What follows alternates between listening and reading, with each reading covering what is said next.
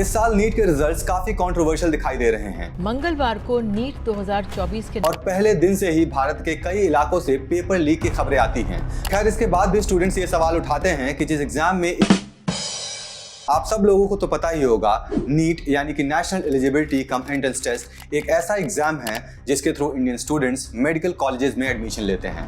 ये exam NTA यानी कि नेशनल टेस्टिंग एजेंसी द्वारा कंडक्ट किया जाता है, जिसमें इस साल लगभग 24 लाख बच्चे अपीयर हुए थे।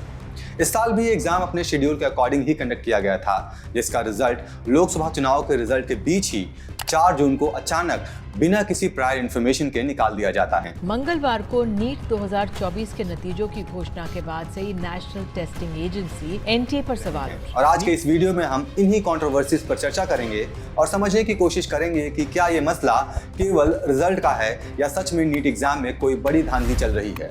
तो इस पूरे मामले की कहानी की शुरुआत होती है नीट रजिस्ट्रेशन डेट के एक्सटेंशन से। सबसे पहले जब एप्लीकेशन फॉर्म रिलीज हुआ तब फॉर्म भरने की आखिरी तारीख थी 9 मार्च 2024, जिसे बढ़ाकर 13 कर दिया जाता है, फिर एक दिन और बढ़ाकर 14 कर दिया गया। इसके बाद 5 मई 2024 को नीट का एग्जाम कंडक्ट किया जाता है और पहले दिन से ही भारत के कई इलाकों से पेपर लीक की खबरें आती हैं।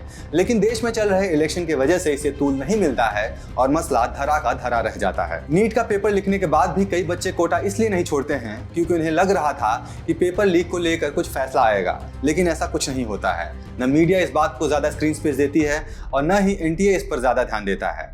फिर आता है रिजल्ट का दिन, जहां बिना किसी सुगबुगाहट के 4 जून की शाम जनरल इलेक्शन रिजल्ट के माहौल में ही नीट का एक रिजल्ट निकाल दिए जाते हैं और तभी से चर्चा शुरू होने लगती है। चर्चा का पहला विषय बनता है पहली बार 62 बच्चों का 720 में से 720 नंबर लाना। और केवल इतना ही नहीं, इन 62 टॉपर्स में से 8 तो same sequence of roll number 230710 से आते हैं, जिनका एग्जाम सेंटर तक सेम था। यहाँ पर सबसे बड़ा सवाल ये उठता है कि आखिर एक ही एग्जाम सेंटर से इतने सारे टॉपर्स कैसे आ रहे हैं?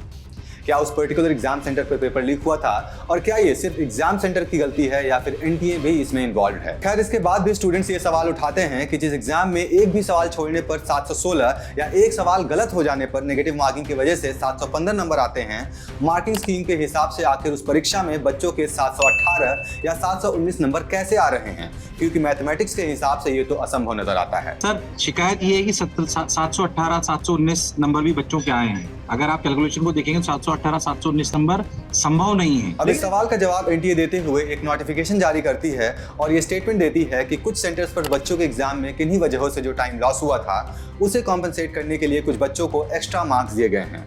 लेकिन एनटीए ने यह बिल्कुल भी क्लैरिफाई नहीं किया कि किन सर्कमस्टेंसेस में किन बच्चों को कितना मार्क्स दिया गया है।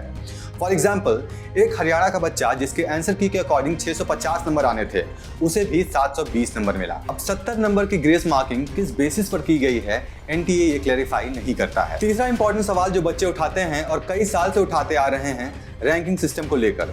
देखिए, इस साल 24 लाख बच्चों ने नीट का एग्जाम दिया था और पिछली बार की संख्या 20 लाख के पार थी।